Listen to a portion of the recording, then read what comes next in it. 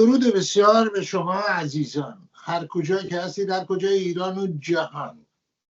خب نخستین باری که در این کانال یوتیوب موفق شدیم که گفتگو داشته باشیم و برای اولین بار در کانال یوتیوب به همت و یاری همیشگی امین عزیز، امین سپنتا، میزبان آقای رضا تقی‌زاده هستیم.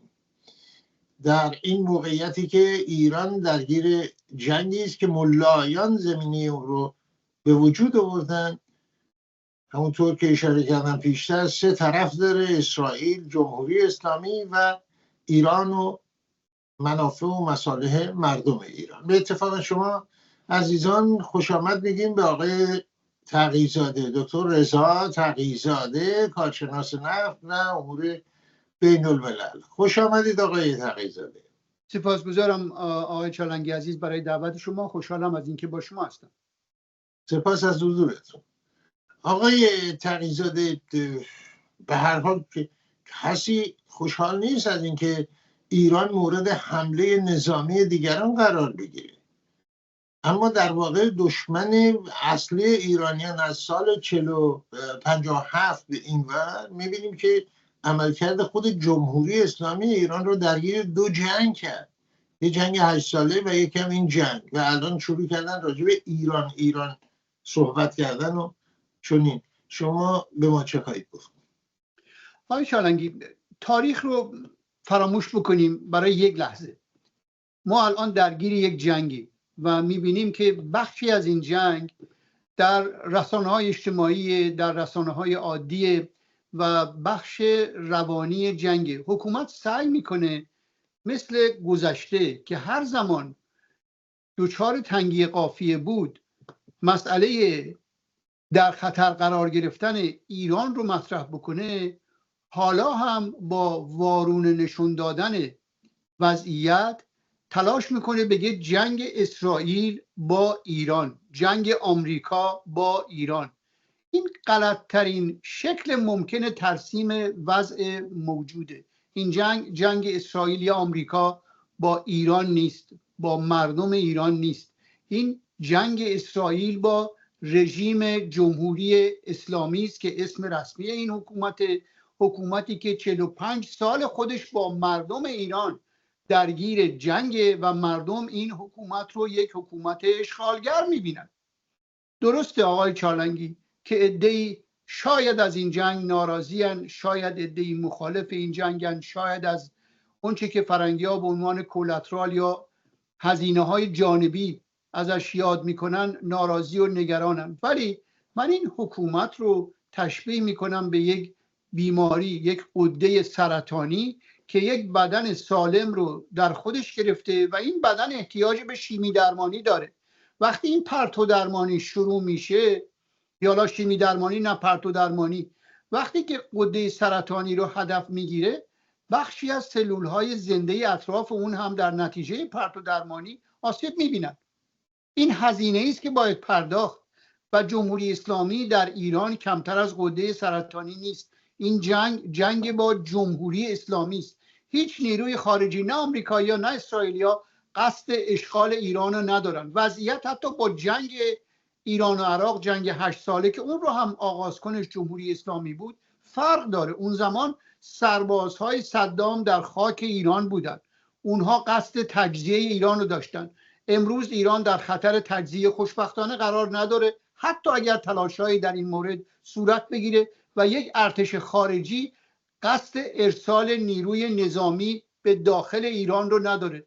ولی تأسیساتی که در اختیار جمهوری اسلامی هست، رهبری جمهوری اسلامی، تأسیسات نظامی و اتمی جمهوری اسلامی که باعث ایجاد خطر در منطقه شده، هدفهای این جنگن. بنابراین در بهترین شرایط مردم ایران این جنگ رو باید جنگ یک نیروی خارجی به نفع اونها علیه یک نیروی متجاوز داخلی بگیرن. اینا تضاد بین ملیگرایان ایرانه و امتگرایانی که این حکومت رو در اختیار دارن. جنگ ملیگرایان ایران این جنگ نیست. خب ببینید، خیلی روشنه که نه شما نه من نه کسی دیگه تعیین کننده سیاست ها یا عملکرد دولت های مثل دولت اسرائیل یا آمریکا یا بقیه جا هست، اون کار خودشون میکنه. ولی یک عده آمدن و با پرچم صلح طلبی، نه جنگ نه صلح، که سرنخهای اینا رو هم پیدا کردن، مثل خانم غزال مدیریان با کنجکاوی ها و جستجوهای بسیار سرنخ چون این حرکت‌هایی رو پیدا کردن که در تهرانه، چون آدمای روشنی نیستنشون و سرنخ‌ها رو پیدا کرد. حالا پیدا در همین برنامه مطرح خواهیم کرد. عرض کنم خدمتتون اومدن و اینو علم کردن بدون اینکه به اشاره‌ای بکنم به خود جمهوری اسلامی. من دیدم خانم نرگس محمدی هم پیام داده، یه خوب انتقادکی از حکومت هم کردن. من یاد شعارهای صلح طلبانه حزب توده میندازه همچین اقداماتی. پس مثلا این از این موقعیتی که فراهم شده، مردم ایران چه بهره‌ای میتونن بگیرن با همه ویرانی هایی که برای مملکتشون در پی خواهد داشت هر جنگی. این حکومت آقای چالنگی، همین حالا که من و شما داریم با هم صحبت میکنیم، همین حالا روز جمعه که نماینده سیاسی این حکومت برای طرح همین درخواست که شما به اون اشاره کردید، یعنی یا برقراری آتش بس یا قبول شرایط یه مقدار ملایم تسلیم، در ژنو به سر میبره. ولی این اون چیزی نیست که مردم از این جنگ انتظار دارن. این جنگ رو مردم ایران آغاز نکردن. حکومت با فراهم کردن وسیله، نیروهای خارجی رو که امنیت منطقه رو در خطر میدیدن وادار به مقابله با این حکومت کرده. عواملی که امروز در رسانه ها یا حتی از سوی عوامل منسوب به زندانی بودن یا اصلاح طلبها از داخل اقدام میکنن، میخوان مجال بیشتری برای حکومت بخرن. این حکومت حتی بدون داشتن مجال همین حالا جوخه های اعدام رو برپا کرده. به عنوان دستگیری عوامل موساد یا عوامل اسرائیل شروع به تعقیب ناراضی های ایران کرده، فعال های سیاسی کرده، کسانی که امکان شورش رو از اونها میبینه و اینها رو دستگیر میکنه و اعدام میکنه. از چند روز پیش با اعدام یک فرد متهم به جاسوسی برای اسرائیل شروع کرده و امروز دستگیری مخالفین یا مشکوکین به ناراضی بودن افزایش پیدا کرده. اگر این حکومت از این برهه جون سالم به در ببره، اگر خامنه‌ای مورد تعقیب قرار نگیره و منهدم نشه، اگر حذف نشه و این حکومت از این بحران برگرده، یقینا تلافی جویی این حکومت با مردم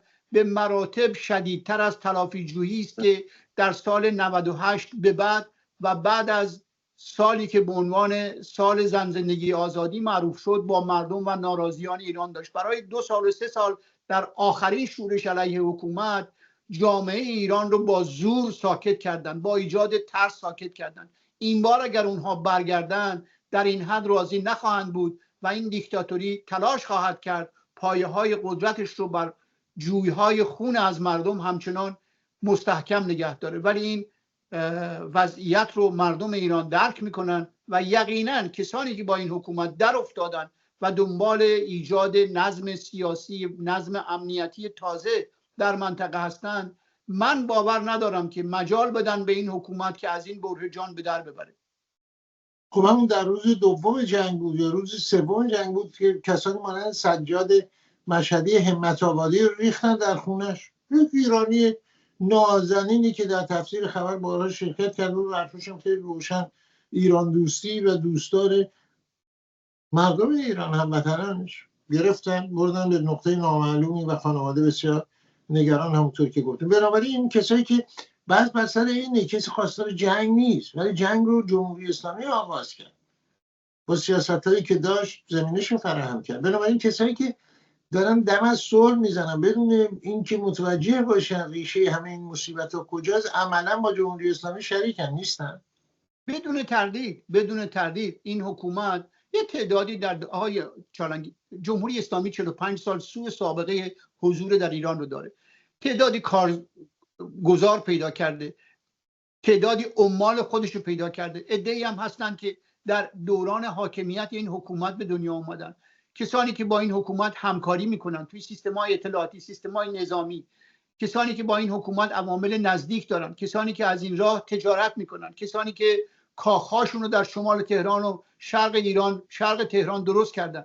اینها به هر حال از اون چی که دارن آسون دست نمیکشن و اینا همه وطن پرست شدن و همه میگن ما میجنگیم به خاطر ایران و منظورشون از ایران کاخی است که درش زندگی میکنن و مردم عادی هم این آدرس ها رو دارن و این کاخ ها رو میشناسن و اونجاها رو استثناءً ایران نمیبینن و به دنبال این هستن که اینها رو از علیکه قدرت پایین بیارن.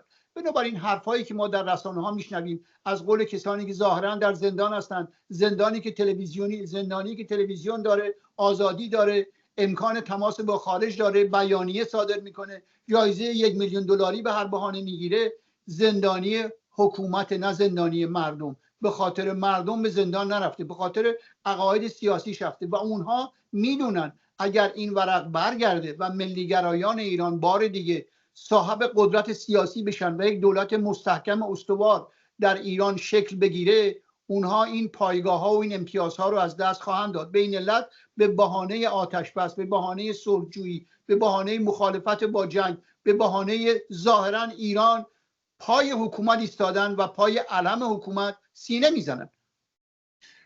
بعضا هم با درگیری های داخلی حکومت به زندان رفتن، بعضا هم در بازی های رهبر اپوزیسیون درست کردن به زندان رفتن یا ظاهرا به زندان هستن. اگر حرف راست میخوان شنیده بشه، واقعا اون چی که مردم میخوان، اجازه بدن خانم فاطمه سپهری، هاشم خواستار، محمد جواد لعل محمدی و واحدیان شارودی و بسیار دیگه، احمد زرتوش احمدی راغب بیان صحبت کنن و بقیه نظرشون راجع به جنگ چه هست و چه نیست، چه میخوان چه نمیخوان. خیلی هم این حرف رو مطرح میکنم، خصوص در همین آمریکا، در اروپای شما و جای دیگه، که نه این حکومت و بعدم بادش میدن، خود حکومتیان بادش میدن و طرفدارانشون، بهره‌مندای غیر مستقیم از حکومت در خارج، که این حکومت سقوط کنه ایران دچار بحران میشه، خلای قدرت. انگار تمام یک پارچگی ایران و ثبات و امنیت در ایران بسته به وجود همین حکومت آخونداست که انقلاب 57 بر ایران نازل کرده. این حرف تا چند بازتاب واقعیت این تبلیغات، چنین تبلیغاتی؟ واقعا اونهایی که با مطرح کردن نگاه‌های صلحجویانه غیر مستقیم از پشت پرده به دنبال حفظ این حکومت هستند و میبینن این حکومت در 45 سال نه تنها به سر مردم ایران، به سر منطقه چی آورده و امروز چه احساسی نزد یک تبعه سوری، یک تبعه غیر شیعه لبنانی، یک تبعه عادی عراقی در ارتباط با این حکومت وجود داره که شریک نیست با انزجاری که مردم ایران، ملیگرایان ایران از این حکومت دارن. اگر واقعا کسانی که حالا زیر نقاب صلحجویی جمع شدن و میگن آتش بس بکنید، از ایران دفاع بکنید، جنگ خارجی رو محکوم کنید، چرا در این برهه‌ای از تاریخ ما که این حکومت در دشوارترین وضعیت ممکن قرار گرفته و در ورطه سقوط قرار گرفته، از این حکومت نمیخوان یک رفراندوم برگزار بکنه؟ همین الگوی کهنه‌ای که ما به دفعات از این و اون شنیدیم. ولی در این وضعیت اگر واقعا اینها نگران عدم ثبات در داخل کشور هستند، انتقال قدرت رو از این حکومت دیکتاتوری به مردم باعث بلبشو در ایران میبینن، چرا پشت برگزاری یک رفراندوم جمع نمیشن تا موجودیت این حکومت رو زیر سوال ببره؟ چرا یک دولت انتقالی با انتخابات واقعا آزاد، نه داشتن مجمع تشخیص و مجلس خبرگان و شورای نگهبان، یک انتخابات واقعی آزاد، به دنبال این فکر نیستن؟ مطرح کردن فکر صلحجویی، پشت حکومت جمع شدن برای نجات این حکومت، نه نجات مردم ایران. خب بنابراین ایرانی ها قادر هستن این خلای قدرت رو بعد از سقوط این حکومت فراهم کنن. شما چه میگید؟ من شک ندارم آقای چالنگی عزیز، مردم ایران امکانات زیادی رو از دست دادن در این 45 ساله. شما یاد دارید قبل از اینکه این حکومت قدرت رو در ایران به دست بگیره، همین کسانی که الان در خط مقدم پیشرفت و نوسازی و ثروت در حاشیه جنوبی خلیج فارس قرار دارند، ساکنین عربستان، امارات، قطر، کویت، به شمال ایران می رفتن برای تماشای تلویزیون 8 سال 6 سال قبل از این فتنه 57. ولی الان مردم دنیا به امارات و عربستان به عنوان پیشرفته ترین نقاط دنیا نگاه میکنن. واقعا وقتی امارات میرین با سان فرانسیسکو قابل مقایسه نیست. سان فرانسیسکو شاید به شکل یک ده عقب مونده دیده میشه. ما از اینا جلوتر بودیم. این حکومت 45 سال مردم رو کوبیده، نه تنها مال اونها رو گرفته، جون اونها رو هم گرفته، موجودیت اونها رو به عنوان یک شهروند دنیای امروز از اونها گرفته و تصویر یک ملت فقیر رو در چشم مردم دنیا از ایرانی ترسیم کرده. ولی ما امکان داریم، میتونیم، قادریم با استفاده از بزرگترین نیرویی که ایران داره و کشورهای حالا ثروتمند حاشیه جنوب خلیج فارس ندارن، یعنی یک جمعیت 85 میلیونی تا 90 میلیونی با 10 میلیون ایرانی خارج از ایران که از ثروت و قدرت و فناوری و علم بسیار بالایی برخوردارن و هر کدوم در جامعه‌ای که زندگی میکنن گروه موفقی هستند. به خصوص جایی که شما زندگی میکنید حدود 1 میلیون ایرانی با دهها و صدها میلیارد ثروت یک جامعه موفق رو درست کردن که در حالت پیوند خوردن به جامعه داخلی با استفاده از امکاناتی که ایران هنوز ازش برخورداره، یعنی منابع طبیعی ایران، میتونن ایران رو بسازن. یک برنامه کوتاه مدت 5 ساله ایران رو به حالت توازن و تعادل در میاره و در یک وضعیت 10 ساله ایران دوباره تبدیل خواهد شد به یک کشور در حال پیشرفت مرفه. بدون شک این اتفاق خواهد افتاد. و در داخل هم نیروهای متخصص، یعنی در واقع نیروهای انسانی ایران بزرگترین سرمایه ایران هستن. آقای نیست؟ من مورد نظرم همین هست.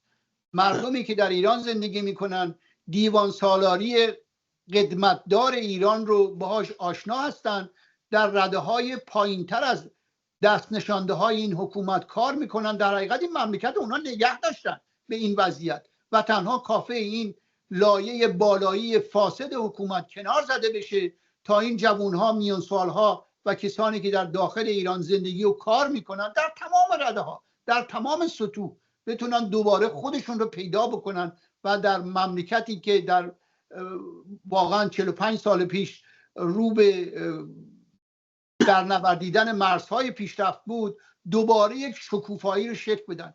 من منظورم از نیروهای ایران بخصوص کسانی است که مملکت بیشتر متعلق به اونهاست، یعنی کسانی که در این 45 سال در داخل کشور زجر کشیدن. امثال شما و من هم این زجر رو تحمل کردیم، از مملکت خودمون به اجبار رانده شدیم یا انتخاب کردیم که مملکت رو ترک بکنیم. ولی اونهایی که در ایران موندن، اون 80% که با این حکومت در تضاد و تقابل هستن، دردهای اونها با ما قابل مقایسه نیست. بنابراین هر چقدر که بیشتر زیر فشار بودن، سهم بیشتری یقینا در اداره مملکت بعد از این جماعت خواهند داشت، بعد از این حکومت خواهند داشت.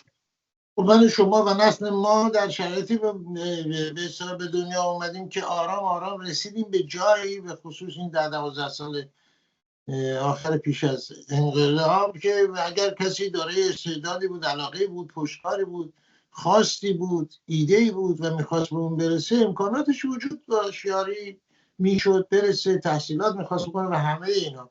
جوانان نازنین ما چشم به وضعیت گشودن که تمام راه‌ها براشون بسته برای رسیدن به یه آینده‌ای که مطلوبشون هست.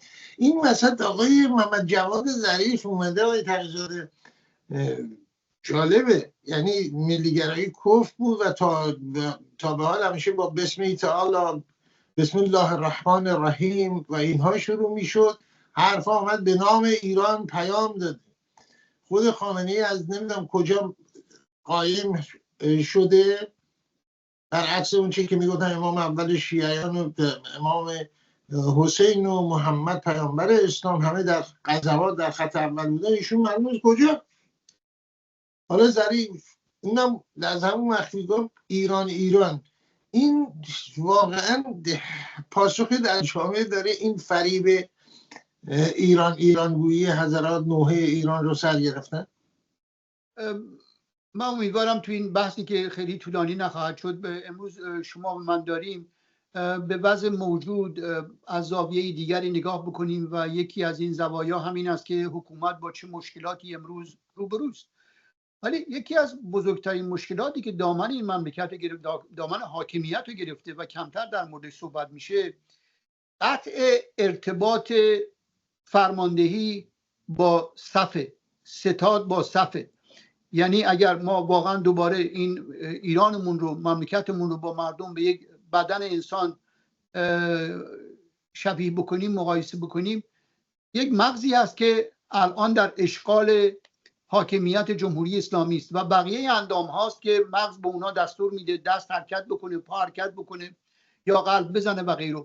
الان ارتباط اساسی بین مغز یعنی فرماندهی این مملکت با اندام ها از بین رفته. با کشتن 30 فرمانده ارشد نظامی جمهوری اسلامی، تعداد زیادی از کسانی که دست در کار برنامه‌های اتمی بودند و همینطور انهدام تأسیساتی که در اختیار جمهوری اسلامی بود. اما با وجود این قطع ارتباط بین فرماندهی و صف، جمهوری اسلامی هنوز یک ارتباطاتی رو حفظ کرده و با استفاده از این اندک ارتباطات باقی مونده هواداران خودش رو بهشون امر کرده که بیان در کنار حکومت سینه بزنن و شعار مثل همیشه، مثل 8 سالی که جنگ ایران عراق بود، ملیگرایی شعار اصلی اونها هست. بنابراین ظریف هم یکی از عواملی است که کنار شمخانی تا دیروز تو بستر بود و حتی زنده بودنش هم جای تردید داشت. امروز از قول او هم باز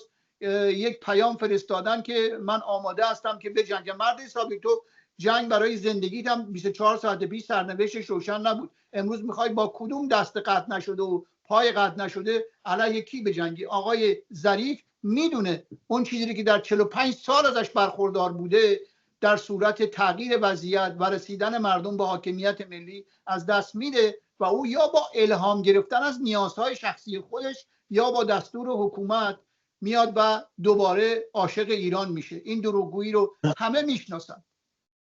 همبستگی ملی و از این صحبتایی که محمد جواد ظریف کرده، همبستگی ملی از نظر ظریف برای حفظ آپارتمان در 12 سال پیش و شاید هم بیشتر حدود 11 میلیون دلار قیمتش بود در نیویورک، که الان قطعا به مراتب بیشتر. خب آقای تقی‌زاده، در چنین فضایی مخالفان سرشناس جمهوری اسلامی، این گروه های چیزی مثلا کسانی مانند شاهزاده رضا پهلوی، در چنین فضای بسیار بسیار حساسی که میتونه هر گفته هم بشه بر همراهی با حملات به کشور گویندش، چه کاری میتونن بکنن؟ چگونه میتونن منویات و خواستای مردم ایران رو در چنین فضای فراهم آمده پیش ببرن؟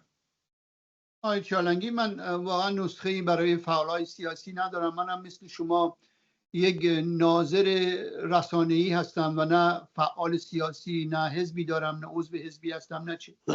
فعالای سیاسی تکلیفشون روشنه. ولی من اگر به عنوان یک ایرانی خارج از ایران توصیه‌ای بر اونها داشتم، میگفتم که در کار مردم در داخل کشور فعلا مداخله‌ای نکنید. این بهانه ها مثل اعلام دولت در تبعید، نمیدونم کارهایی از این دست، کارهای زائدی است. حتی در داخل من انتظار ندارم، نه اینکه انتظار ندارم، دلم میخواد اتفاق بیفته، ولی اتفاق نخواهد افتاد تا زمانی که قدرت از دست این حکومت کف خیابان نیفتاده. اون کسانی که درگیر این جنگ هستند از جبهه‌های خارجی با این وضعیت آشنان، دارن میبینن چه اتفاقی داره میفته و اونهایی که کار باهاشون شروع شده میتونن این کار رو تمام بکنن. من نمیبینم که حکومت آقای خامنه‌ای از این درگیری جان سالم به در ببره. من نمیبینم که پیشنهادات امروز آقای عراقچی در ژنو که با نمایندگان 3 کشور اروپایی هست، پیشنهاداتی رو درش رد و بدل ببینه که برای طرفهای متخاصم نظامی خارجی قابل قبول باشه. من نمیبینم که آمریکا بخواد این فرصت طلایی رو از دست بده و ترامپ نخواد در تاریخ نامی داشته باشه به عنوان رئیس جمهوری که عامل تغییر جمهوری اسلامی در ایران شد. یک حکومت 45 ساله رو که دموکرات‌ها به این مردم تحمیل کردن تغییر داد. از این فرصت نخواهد گذشت. با آقای نتانیاهو و اسرائیل برای خاورمیانه مدرن انتظارات متفاوتی رو دارن. جمهوری اسلامی به هیچ وجه نمی گنجه. یه موقع جمهوری اسلامی شاید لولو هم بود برای اینکه بتونه بازار صادرات اسلحه رو به عربستان و بقیه کشورها گرم نگه داره، ولی این تغییر کرده. این وضعیت نوینیه. منطقه خاورمیانه آماده توسعه تجارت، منطقه خاورمیانه آماده تبدیل شدن به جنوب شرقی آسیاست. ببرهای اقتصادی آینده منطقه در اینجا هستند و با ناامنی که جمهوری اسلامی درست میکنه و درست کرده همخوانی این وضعیت نداره. بنابراین باید مردم ایران هم با هوشیاری هم با آگاهی منتظر باشن تا این حکومت از درون قدرت ازش سلب بشه و بیفته. اون وقت است که مردم میتونن بایستن. من مطمئنم ایران به شورش کشیده نخواهد شد. من مطمئنم که ایران تجزیه نخواهد شد، حتی اگر با خطر تجزیه روبرو بشه در شرق ایران یا غرب ایران. این به وضعیت عادی برمیگرده. قدرت هم کف خیابان طولانی برقرار نخواهد بود. بنابراین شاید بهتره فعالین سیاسی خارجی هم یه مقدار تحمل بکنن و به مردم ایران فرصت بدن هر جور سلیقه اونهاست با این وضعیت در داخل مقابله کنن. ولی شک ندارم آقای شالنگی که شاهزاده رضا پهلوی به عنوان جانشین وضعیتی که ایران از دست داده یا نماد وضعیتی که ایران از دست داده امروز هم در داخل کشور هم خارج از کشور شناسایی داره و مصاحبه هایی که میکنه به هر حال مسئله مطرح شدن پادشاهی به عنوان یک گزینه جانشین این حکومت رو جدیتر از هر زمان دیگری به مردم به افکار عمومی دنیا منتقل میکنه. این نهاد توان اینو داره که جلوگیری کنه از اونچه که نگرانی هست، جنگ داخلی یا ناآرامی های طولانی مدت. بسیاری برای این اعتقاد هستن. آقای تقی‌زاده به ما چه میگه؟ من فکر نمی کنم که ما دوباره در ایران باید با یک حکومت شبیه حکومت خامنه‌ای، حکومت فردی روبرو باشیم. یک ایران نیازمند یک دولت باثباته. یک دولت باثبات یقینا یک دولت ملیگرا خواهد بود و یک دولت ملیگرا نمیتونه بهانه‌هایی رو که قومگرایان، جمهوری خواهان، کمونیست ها، چپی های ایران دارند برای مشارکت در حکومت مطرح کنه. این وضعیت شروع انقلاب هم در سال 57 نبود. یه عده‌ای بودن همراه خمینی شدن و در حکومت هم حتی پست وزارت خارجه و غیر ذالک قبول کردن، ولی 7 ماه بیشترین دوره انتقال طول نکشید. مجاهدین رفتن، فدایی ها رفتن، چپی ها رفتن، جمهوری خواه ها رفتن، جبهه ملی رفت و حکومت قلوپی درسته در اختیار مذهبی ها و جهان وطنی ها قرار گرفت. حالا آلترناتیو این جهان وطنی ها وطن پرست ها هستند، وطن دوست ها هستند، ملیگراها هستند، مشروطه خواه هستند و من امیدوارم که حکومت جانشین شبیه حکومت خامنه‌ای و خمینی نباشه و حکومتی باشه که مردم به شکل واقعی در اون شریک هستند و نتیجه این حکومت میتونه برگزاری اول یک رفراندوم بعد یک انتخابات آزاد باشه که ملیگراها بتونن هم دولت انتقالی هم دولت ماندگار تشکیل بدن. اونایی که خارج از ایران هستن با مسائل داخلی ایران آشنا نیستن. مسائل داخلی ایران رو کسانی میفهمند که در درون این حکومت 45 ساله که زندگی کردن، در ساختارهای اداری و فنی کار میکنن. البته با کمک کسانی که خارج از ایران هستن و با خودشون دارایی رو داخل ایران میبرن. این دارایی منظورم پول فقط نیست، فناوری، آشنایی، ارتباطات، اون چیزهایی است که با خودشون دارن و اینها رو به کمک مردم داخل ایران میبرن. مردم ایران انقدر شعور و درایت و مدیریت دارن که اجازه ندن مملکت دچار بلبشو بشه و حکومت رو به مسیری میبرن که خواسته مردم ایران. ببینید حرف من درست همین هست که شما به شکل بهش اشاره کردید. دو ستون در ایران در طول تاریخ ایران وجود داشته، پیش از اسلام و بعد از اسلام. روحانیت، پادشاهی. حرف بر سر اینه. 57 یک ستون دیگری رو کنار گذاشت و نتیجهش دیده شد. حرف بر سر اینه که ستون به اصطلاح که ریشه‌اش وجود داشته، پادشاهی که شما اشاره کردید، در بازگشت به ایران توانایی این رو داره که ثبات، امنیت برقرار کنه با محتوایی که شما اشاره کردید، دموکراتیک، حالا از طریق مجلس، دولت‌های تشکیل دهنده و جذابیتی که داره. این حرف بر سر این موضوع هست و این به توجه نیروهای اثرگذار در منطقه هست این موضوع یا نه؟ شما چالنگی متولد جنوب غرب ایران هستید، با فرهنگ مناطق نفتخیز آشنا هستید. آبادان تو این شهرهای ایران یک استثناء بود، برای اینکه فرهنگ صنایع نفت در این شهر حکومت داشت. حتی بعد از چند دهه وقتی که این شهر دچار تحول شد، فرهنگ حاکم به این شهر با بقیه شهرها شاید متفاوت بود. پادشاهی هم در ایران یک فرهنگ سیاسی جا افتاده داره. همونطور که من اشاره کردم به قدرت دیوانی ایران و اون رو یک استثناء و یک ثروت نامیدم، مسئله پادشاهی هم بخشی از فرهنگ سیاسی اجتماعی مردم ایرانه. ما پادشاهان خوب داشتیم، پادشاهان بد هم داشتیم و پادشاهان خوب ایران رو به سمت سوی هدایت کردن که قدرت برجسته منطقه بوده. از کوروش و داریوش شما شروع کنید تا مثلا حتی شاه عباس که رنگ مذهبی هم حکومتش داشت. امیدوار باشیم که با وضعیت امروز دنیا حکومت مشروطه فردای ایران همسویی داشته باشه و مدیریت در جهت تصرف قدرت در دستهای یک نفر و اطرافیان او نباشه، انتقال قدرت به مردم باشه. در غیر این صورت این وضعیت شکست خواهد خورد و این شکست اون بار دیگه برای مردم ایران هم خواهد بود. من امیدواری دارم که این درایت نزد کسانی که به فردای ایران فکر میکنن وجود داشته باشه و امیدوارم که این وضعیت و انتقال قدرت با سلامت صورت بگیره. من امیدوارم آقای چالنگی عزیز.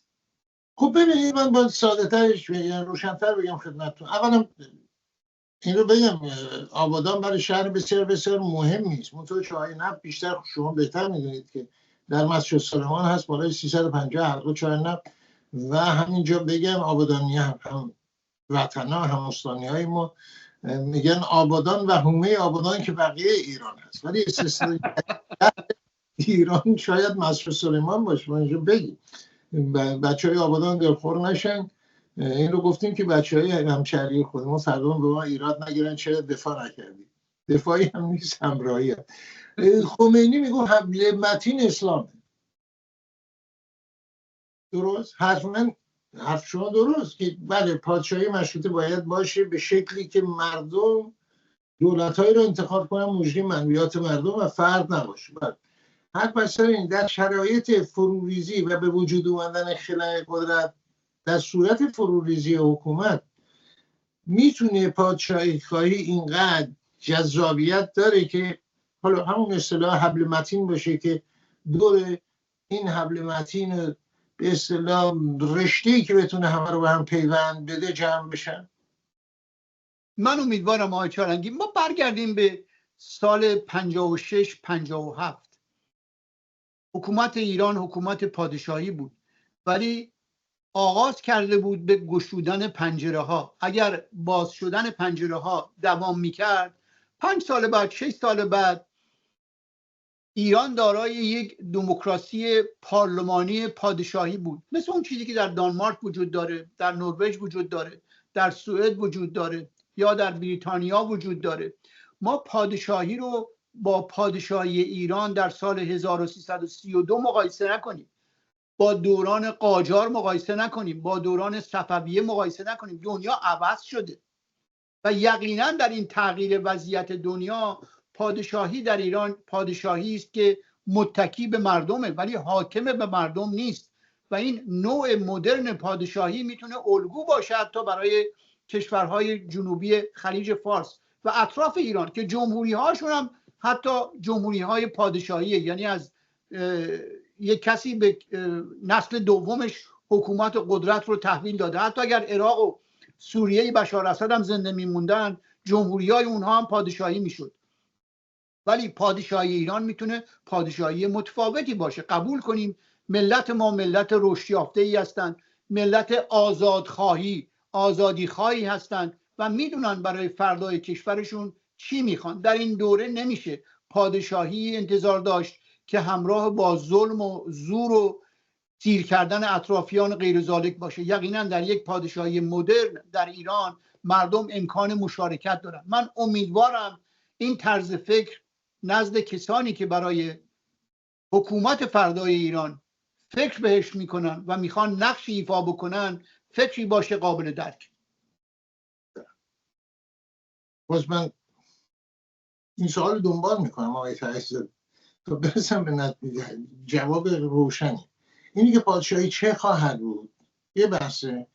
اینی که در خلأ قدرت خمینی آمد گفت اسلام چنین از چنان از پول نفت در خونه میاره و بقیه و آورد همه رو پشت سر خودش. حرف من اینه این پادشاهی که شما اشاره میکنید و در ایران سابقه تاریخی داره الان به شکل مدرنش و توضیحی که شما دادید جذابیتی داره که بلافاصله در اون خلأ قدرت پس از فروپاشی جمهوری اسلامی باعث جمع شدن اکثریت مردم ایران بشه و جلوگیری کنه از هرج و مرج و ایران رو ببره به سمتی که شما اشاره کردید. من در اون برهه به خصوص میگم. بله من پاسخ مثبته. نه به این علت که ما قابلیت های زیادی به مردم نشون دادیم، نه به این علت که مردم نگران آشوب در ایرانن و میخوان یک علمی کوبیده بشه که ثبات رو در ایران حفظ بکنه و خیابان صحنه عدالتخواهی و انتقامجویی نباشه و شاهد این نباشیم که یک کسی در خیابان هم قاضی هم پاسبان و حکم رو به دست میگیره و اجرا میکنه. این وضعیت بدترین شرایطی است که ایران میتونه شاهدش باشه. ما به دنبال انتقامجویی نیستیم، اینا مردم ایران هم درک میکنن. بنابراین انتظار اونها هم این است در این خلأ قدرت یا نمایندگی سیاسی بقیه دارن اینو مردم میبینن که آقا قومگراها تجزیه ایرانو میخوان. به همین سادگی اونها میبینن که جمهوری خواها یک آدم سر به تن بیارس هم در درونشون وجود نداره و اینا فقط میتونن مگس تعزیه باشن، خرمگس تعزیه باشن. اینا رو مردم در داخل کشور واقعا میفهمن، میبینن، میدونن. به این علته که پادشاهی تنها علم شناخته شده است. حالا مدعی پادشاهی این ظرفیت ها رو به این علم برمیگردونه، این رو آینده نشون خواهد داد. ولی تصور من این است که هم از نگاه خارجی و هم از نگاه انتظارات مردم امیدوار کننده ترین عاملی که وجود داره عامل پادشاهی است. سپاس بسیار داریم از شما آقای رضا تقی‌زاده گرامی. سپاس بسیار داریم. اگر سخنی مونده مایل هستید مطرح کنید، به گوش هستیم، میشنوید.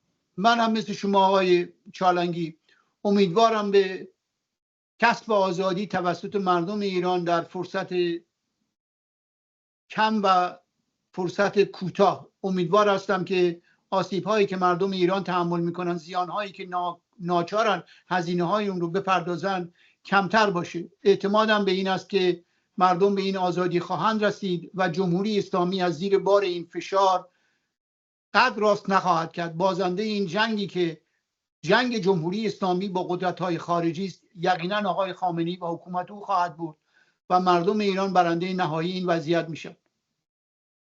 با امید به چنین روزی و برقراری وضعیتی در ایران که دولت‌ها مجری منیات مردم باشن از طریق احزابی که برپا میکنن و احزابی که ریشهشون و خواست اساسیشون در دلبستگی عمیق به ایران و سازندگی ایران داشته باشه، نه مجری منیات دیگران. اون گونه که امروز روز می‌بینیم ایران پر از وابستگان به دولت‌های دیگر تا جایی که دیدید دیگه آمدن چه کردن و چه میکنن در ایران. با امید به چنین روزی. سپاسی دوباره از شما آقای تقی‌زاده گرامی. وقت شما خوش. بینندگان عزیز، نخستین گفتگوی ما در این کانال یوتیوب که امیدواریم ادامه بدیم، از این طریق هم گفتنی های دیگه با در مجال بیشتری کانال یوتیوب. اگه سابسکرایب نکردید سابسکرایب کنید این کانال رو که کانال یوتیوب خود شما هست. به اتفاق امین عزیز برای شما روزگار خوشی رو آرزو میکنیم که خواهد آمد. بی تردید.